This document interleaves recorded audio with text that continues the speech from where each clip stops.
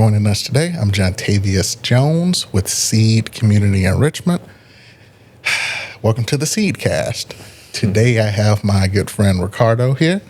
He is in commercial real estate. I've known him probably since I've been in the chamber, maybe like a month or two into it. He's a good guy, has a wealth of information. I just brought him here to talk about himself and his business. Why don't you tell us a little bit about yourself, Ricardo?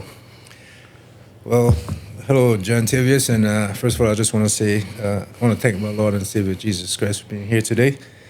He is the head of my life, and so I put him first in everything that I do. But I'm not sure how much detail you want me to get into as far as my background, but I just want to start off by saying, I'm originally from Jamaica. I came to this country, New York, in '89, and my background is working with my hands. When I was in New York, I work with a company called L'Oreal USA. It's a cosmetics company, and I used to make their lotions and creams and stuff like that. And just wanted to have me and my wife wanted to have a better place to raise our kids here, so we eventually moved to Georgia in 2007, and I started working with the Coca-Cola company as a maintenance technician. So my background is, I know I'm here as a commercial real estate guy, but my background has always been working with my hands, and is just a leap of faith, I guess, is what got me into this commercial business, from working with my hands to coming into a field where I have no experience, I have no knowledge and stuff like that, but I believe that the Holy Spirit was leading me in this way, and that's what brought me into commercial real estate, and here I am. Okay, wow. And were you always interested in commercial real estate? Good question. No. It's funny how I got into real estate. My wife loves real estate, residential real estate. She could sit and look at, properties for the entire day and be excited at everything that she's looked at. So she's always been interested in real estate. My wife always had a entrepreneurial mindset. I just knew working. That's how I was raised. But she was never raised that way. She's always coming up with these good ideas. The funny thing is, though, she'll come up with the ideas, but she's not the one that's going to close them.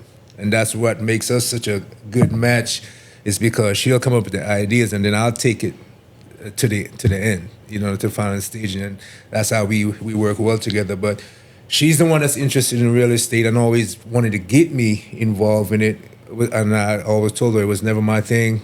Had no interest, didn't care. Always had a decent job, making good money, good benefits. Didn't care about nothing in real estate because I didn't have that mindset. And then she kept always bug me because they had these seminars that used to pop up here in the Atlanta area, like a weekend seminar or whatever. Always wanted me to go, and then I guess finally she just kind of wore me down, and I was like, okay, let's go. So we went to this 2-day seminar, and it's funny because the information and just seeing, I guess what being in real estate could do for someone, and just all the excited stuff that I heard over that weekend, and just seeing her excitement and seeing real estate could do a lot for a person, over time. Mm-hmm. You got to understand, though, it's a marathon and not a sprint type of deal. But I got excited just from everything I've heard during that 2-day seminar. But the only difference with me was I still wasn't interested in the residential side of things. When it got to the commercial side, my wife even told me this, my face lit up, because I was always decent with math, and stuff like that. And it's just the emotional side, I guess, of residential real estate I wasn't interested. So once it came to the commercial side of the seminar and seeing and being able to talk to business owners and learn, I love learning. You couldn't tell that when I was going to high school, because I was never really going to school, but I love learning and educating myself. And real estate is all about that, because it's something new every day. I mean, yeah, you're doing the same thing over and over, but each deal come with different challenges. And so once I saw that, I told my wife, yeah, I'm interested in what you're trying to do in the real estate sector. So how we started was basically that seminar was all about, it was about residential, but it did have a commercial aspect to it. But you started out in residential and was doing fix and flips. And that's how I got into real estate, was doing fix and flips with my wife. Now, when we started, we did a couple of those, and one of the mentors from that program was like, okay, well, you guys are leaving money on the table. So basically, because every time we do a flip, then we would always have to invite a real estate agent in to list the property for us, and pay them and stuff like that. So that's money going out the door. And he was like, well, one of you guys may need to get a license. And then my wife she does insurance. Okay. And so she has, I guess, for every state that she does insurance in, she have to have a license for those. So I was like, you know what, you got all the licenses already. I'll just take this task on and I'll go get licensed, which we both agreed upon that. And so I got licensed I went through the whole process and everything, got licensed in 2019, just for our business as far as the fix and flip. But then it kind of got so saturated over time, it was like, okay, well, the price points and stuff didn't make sense anymore for what we was trying to do. So we had to kind of take a step back, but I still had my license and I needed to be active. So I kind of just said, you know what, I'm going to try to get into the commercial side of it, because I didn't want to do residential. I did a couple to start out, because at the time I didn't know that I could have went straight into commercial. So I started on the residential side. I did a couple of deals there and then realized, okay, I could go into commercial now. It's a much tougher field to get into, but eventually I kind of switched side and started getting to the commercial side of things. What year was that? Well, I guess it was during COVID is when I initially started out, but at the time when I first got licensed and doing fix and flips, I still had a full-time job with Coca-Cola. So I was doing Coca-Cola and I was trying to do fix and flips and stuff, and I think that's what kind of why we had to take a step back, because we wasn't doing it full-time. So by the time we got around and trying to get, the people that were doing it full-time were beating us out for the deals, because they had time and they were able to do that. By the time I get off at 4 or 5 o'clock and my wife get off or whatever and trying to make deals happen, we was just a little bit too late. And then we would have to deal with the people that got the deals, like a daisy chain type thing, and then they wanted all this money for it. It wouldn't make sense for us to do the deals, because we wouldn't be able to make any money off of it. Mm-hmm. So that's when we had to kind of take a step back. And I was trying to do commercial and still go to on coke and stuff like that. And as a commercial agent, to do it part-time doesn't really make sense, because you're not going to really be successful. And so after trying for a little bit, I decided the Lord presented an opportunity in 2021 where I was a big firm, don't want to mention any names, but one of the bigger firms had an opening for me, and I talked to them, did 2 interviews with them, and they liked me, and at the time I liked them, and I thought it was okay, well, this is the perfect opportunity where I'm able to go to this big firm, get all the education and stuff like that, and learn how to do the business, stuff like that. This is an opportunity where I was able to leave my 9-to-5 from and be successful in the business. And so in 2021 was actually when I went full-time into commercial real estate. Okay. And right now you work for yourself and by yourself? So when I first got licensed in 2019, after your license is active for 3 years, you could become a broker. Okay.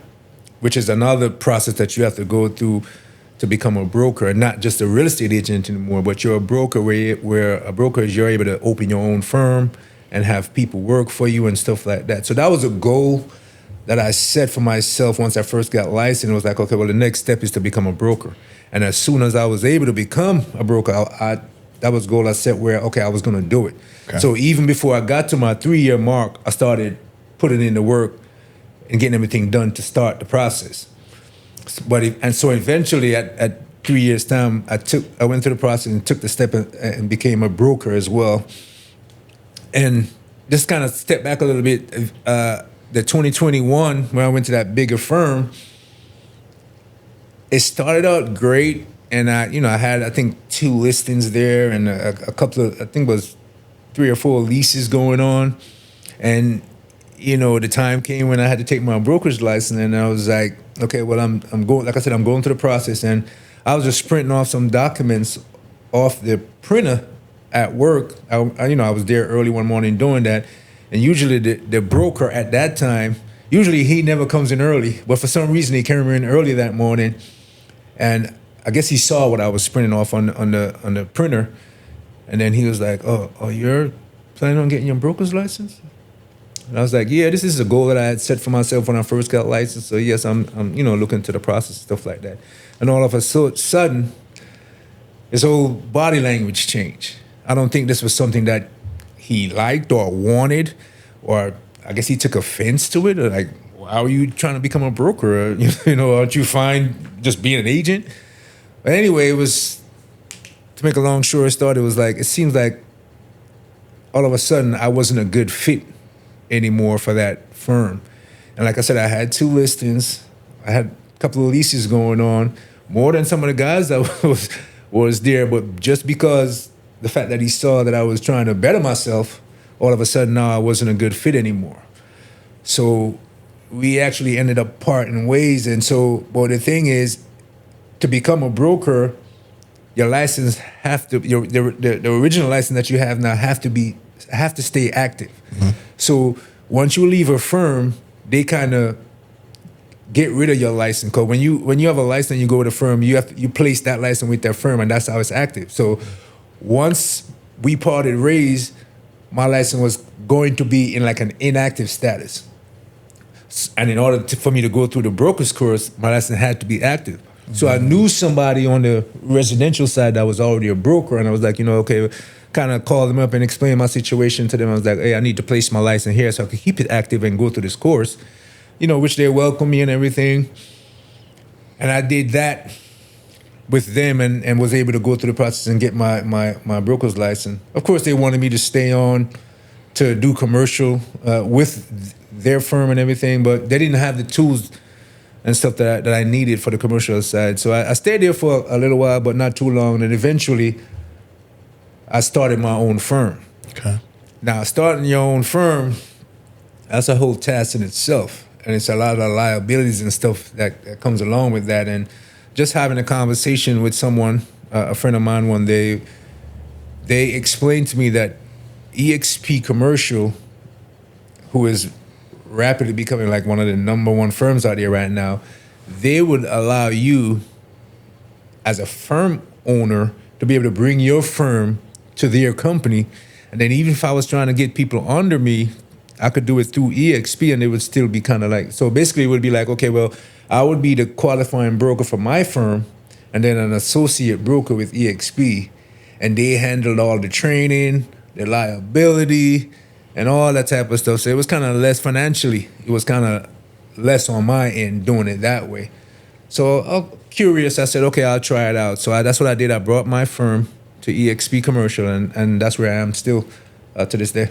Gotcha. So you are partnered with them, but you're still your own separate thing. Yes, I'm still able to, if someone's looking, or if I was interested, I'm not really, I haven't really looked into as far as having, people under me. Mm-hmm.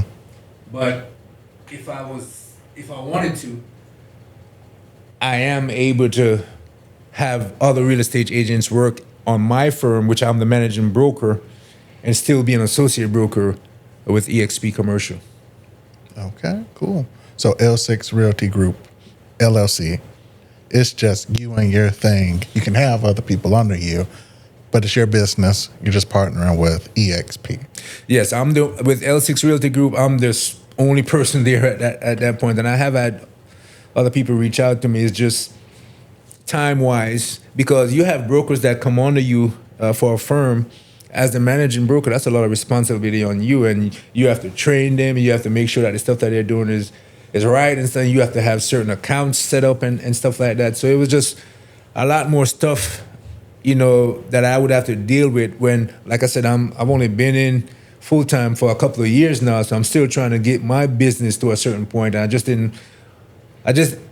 when you have your firm and you have to train other people that's coming under your firm, your producing is going to slow down. And that's what I was trying to get going at the time. I was trying to get my producing up. Okay. So that's why I was like, let me leave that alone for right now. So L6 Realty Group is just me, and then I'm partnered with EXP Commercial. Okay, cool. And I think I'm in a similar boat. I have my business, and I'm paneled with insurances, but I can add people under me. Gotcha. But I got to build my stuff up first so that those people have the clientele they need, so we all benefit. Exactly. So, Sound like the same thing. Yeah, cool. Okay. Awesome. So for you, being in commercial real estate, what has been the most challenging thing? Well, it's several things, but I just want to say, first of all, like as I mentioned before, it's a difficult business to get into. Much more difficult than on the residential side. So it's a lot to learn and stuff like that. But I think the most challenging thing for me at this point right now is the underwriting process. And that's just one part. Like I said, it's several things, but I just want to bring up the underwriting process, because underwriting in commercial real estate is huge. Because it's like, okay, well, when a person wants $1 or $2 or $10 for their property, I'm just putting out numbers now, you have to figure out, say for instance, you're the seller and that's what you want for your property, and I'm working with a buyer, whatever the case may be. I have to figure out, okay, well, is what you want, because everybody wants the most money for their property. So I got to figure out, as on the buyer side, representing my client, okay, does that make sense for my buyer to purchase your property at the $10 that you want? Why do you want so much money? Is it worth that? So the underwriting process is where I got to figure out, does that make sense for my client, and should I even present it to him? And then I got to explain to my client why it makes sense and why he should spend his money on his property and how much return he's going to get for it. So some people may not realize commercial real estate leases are valuable. So just and that's where the challenge comes in, is like sometimes you have a commercial building that's vacant.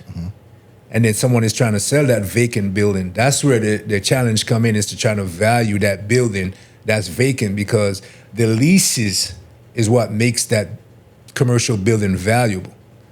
And sometimes people don't realize that. So if the building doesn't have a lease or any leases in place, then what can I do, or how can we come up to figure out, okay, well, this guy want this much for this building. Is he above market, at market, or below market? I got to figure out that and figure out where is he getting his number from, and make sure that number makes sense for me and my client to be able to purchase it. Gotcha. So it's a whole, like I said, every transaction is going to be different, and you got to have all these different things that you have to look at, and to try to also see, because also another thing that goes beyond with that is, a bank is not going to lend someone money to buy a building that's not bringing in any income. Okay. Because then how are you going to be able to pay for that building? Okay. So a vacant building is also probably going to be for someone that's going to come in with cash or some kind of creative way to be able to purchase that building. Now, if you go to a bank and say, hey, I have this building, it got 5 tenants in it, it's bringing in such and such income, yeah, they're already willing and able to lend on that type of stuff, because, I mean, of course, it depends on how much money is coming in and how much they loan and all that stuff. That's a whole different conversation. But it's just easier when you have a tenant in place in that building that's generating income, compared to a vacant building that's just sitting there. Okay. So, for example, like the building we're in now, it's commercial downstairs, residential upstairs. So somebody looking to sell this business, would they sell it to another business owner? Like how would that work? So for this building now that already has tenant in there, I would want to say you guys have signed a lease and stuff like that. So this would only be I guess, interested into an investor. Okay. Someone that's not looking to be a part of the building, not willing to do anything in the business. Because in commercial real estate, there are users, which is like a business that's looking for a building to do their business in. Like I would be a user. You will be a user. And then you have the investors, which is someone like, okay, well, the owner of this building wants to sell it because he wants to retire, whatever the case may be. So he wants to sell this building, but it's already it's filled up with tenants and they're paying their rent or whatever the case may be. So I, as an investor, will come and say, okay, well, hey, Mr. Owner, I like this building. It's making enough money on a monthly basis to be able to give me a return that I'm comfortable with. So I'll buy the building based on the lease that's in place and the term and stuff that they have in place and stuff like that. I'll buy this building because I like how it looks on paper, and I'll buy it and hold it for 5 or 10 years until I decide, okay, well, should I still keep it or sell it or whatever the case may be. And that's kind of the two users and investors. So yeah, the investor would be the one to buy this building because it's already have all the tenants. There's no open spot. And then you do have some users also will buy like a multi-tenant building that may have like a vacant spot in it, and they'll use that vacant spot and still have people renting out the other parts of it to help them also pay that mortgage as well. Okay. So like if I wanted to expand with more therapists, I could buy a building, use a space like this, rent it out to other people who want to be under my business or other therapists looking for spaces. Yes, you can do that exact thing, and I think I'm not an expert on this side of the thing, but I think you get certainly incentives because you're gonna also be a user of the building. I think it's like if you're using like 51% of the building and stuff like that, there's incentives or different options that would be available to you. Like I said, I'm not an expert on that. We could look more into it. Okay. If I had someone interested in it. But yeah, you buying a building and wanting to use a portion of it for your building could also have other benefits to you as the owner. Okay, cool. A lot of valuable information. And for you, what's your ideal client? Like who do you desire to work with when it comes to commercial real estate? So my ideal client is, someone that's I like for now. I guess I'm on the investor side, so I work with a lot of buyers, but and I reach out to a lot of property owners. So I'm reaching out to like anyone in an age group from like 45 to like 75 years old that's been in commercial real estate, maybe from like a mom and pop owner to like midway, nothing institutional or anything, just just private owners of buildings, because institution is another task. But yeah, just private owners in that age group, 45 to 75. I work with users as well as investors, because users may want to retire and sell their business and sell the building as well. I also do a little bit of business brokerage as well, so I'm able to help them as well when it comes to that, as far as if they're looking, okay, well, I need to retire. Like I just, as an example, a guy just reached out to me, because they have different instances. A guy just reached out to me a couple of weeks ago.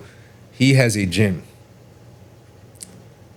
He has a lease that's getting ready to renew, and the landlord is going up crazy high on the rent, and he don't think he's going to be able to afford it.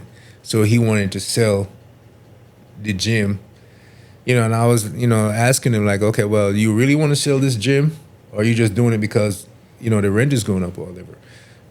What about if you could get a different location? Would that make sense for you? And he was like, yeah, if I could find somewhere else to open the building, the gym up or whatever, yeah, that would make sense for me as well. So I'm working with him now to see, okay, what would be better for him in this present moment? Is selling a better option, or can we find him somewhere else that would be just as good for less rate monthly for him to still continue to do his business? But either way, that's kind of what I do. But again, that age group, 45 to 75, who's been in the business for a while, who, is mostly on the industrial and retail side of the business. I don't do too much office or anything like, or multifamily. So it's mostly on the retail or industrial side, who either lease a building, a physical building for their business, or who is an investor who buys and sell commercial real estate. So those are like the people that I like to work with, investors and users. Okay, cool. I think at one point I asked you for some help looking for a space before I got this one, I think. What was I doing? Because I did ask you to help me find a place, didn't I? I think we discussed it. Yeah. I don't think we went actually into doing it. Yeah, you gave me some suggestions. Right. I think that was at the point where I was leaving the group practice I was at. Because I think, right. Yeah, we met before I was here. Yeah. Right, cool. right. I was like, I need help. Let me ask Recardo. Yeah, so that's definitely, the space I'm in, and I'm able to help whoever's looking for help. Then that's the first thing that we do is just to kind of sit down and just, ask some questions, about your business, try to learn more about you and your business and kind of, what your goals and stuff are for the business, because, someone will come to me and say, hey, find me a space. I need a space, to kind of run my business or whatever, and I'm looking for about 1,200 square feet. I'm like, well, okay, sounds good or whatever, but how's your business going? I was like, man, my business is growing like crazy. Okay, well, it's 1,200 square feet is the right square footage for you. Because if it's growing rapidly and you don't want to get a 1,200 square feet building and in 2 years, okay, now you need 5,000 square feet, because the process of getting that done, it takes time and energy and stuff like that. So if you think your business is growing fast enough where you're going to grow into like a 5,000 square feet in a couple of years or so, might as well get that 5,000 square feet now and just get like a long-term lease, and then your business kind of grow into it. You know what I'm saying? So then you have the other side of the coin where you have a lot of new business owners who's looking for space and is not familiar with the process. So some landlords are not taking the risk right now with new business owners because you're a new business owner. You don't have like a track record of success. You basically don't know anything about what you're getting into, stuff like that. So they're looking for like, okay, well, the first thing they're asked is, okay, well, do they have a business plan? And you ask a lot of new business owners, hey, do you have a business plan? Either they don't have one or they're currently working on one. Well, before we start looking at a space, you're going to need that. Then what do their finances look like? They're going to want to see, proof of your finance document. So you got to have three months of bank statement. You got to have your tax returns and stuff like that. Because they want to see that, okay, you're going to be able to, because as a new business, you may not be able to make a profit right away. Mm-hmm. It may take you some time. Mm-hmm. So during that time that you're waiting for your business to build up, based on your business plan, how are you going to be able to take care of this rent that you have here? And then for most new businesses, the landlord's going to want a personal guarantee, which means you don't pay this rent, they're going to be able to come after you. And without those things, it's going to be a tough time for you to get a space to lease. People just think, okay, well, it's like renting a home, and okay, well, once I got first and last month payment, I'm good. Once you sign a lease, it's a bonding document for the next 3 or 5 years or whatever the case may be, you're responsible for that. And they're going to do whatever they can to come after you. Even if they have somebody else in the space after you leave, you're still responsible for your term. Wow. Okay. So when you kind of explain some of these things to people, they're like, okay, well, let me hold on a little bit. Because it's just you got to educate yourself. They don't know what they don't know. And that's where talking to someone like me to be able to explain the process and how it works will give them a better idea so they could get what they need to get together before they take that next step. Yeah, okay. All right, so probably going to have you back on to give us more information about all that. Not a problem. But before I let you go, tell people how they can find you, where they can find you. So, in the Griffin and Spalding Chamber of Commerce, I'm a member there. I'm also an ambassador. I'm on LinkedIn at R. Laidford on LinkedIn. I'm also on Instagram at L6 Realty Group on Instagram, and at Twitter at R. Laidford again. And Laidford is Laidford. And I think my cell phone number is 678-446-4621. And my email is L6realtygroup realtygroup@gmail.com. That's the letter L, the number 6, realtygroup@gmail.com. So those are just some of the ways that people can find me if they're interested in talking further.